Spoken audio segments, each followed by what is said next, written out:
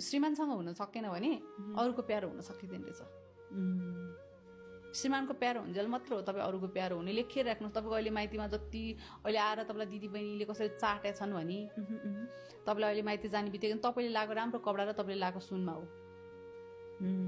ढुक्कै हुनुहोस्। तपाईँले जुन भोलि तपाईँ च्यात्ता कपडा लगाएर जानुहोस्, तपाईँले त्यहाँ हुँदाखेरि बाटोमा हेर्दाखेरि तपाईँसँग बोलेछन् भने कोही तपाईँलाई आफ्नो भनेर कसैले कसैलाई चिनाएछ भने तपाईँको सुकिलो कपडा र तपाईँले लगाएको सुन र तपाईँले लगाएको बोली गर्दा हो। यदि तपाईँको बुढाले अझ गाडी लिएर तपाईँको माइतीमा जान सक्छ भने त तपाईँको छुट्टी चाहन्छ।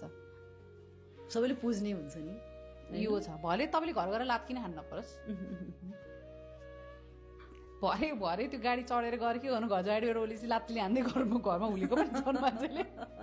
त्यस्तो कति सुनिन्छ भने हुन्छ, कति हुन्छ कि यो रियलिस्टिक हो। कति रियलिस्टिक नै के छ भने मान्छेको बाहिर देखाउटी एउटा भित्र एउटा क्या त्यो हुन्छ नि।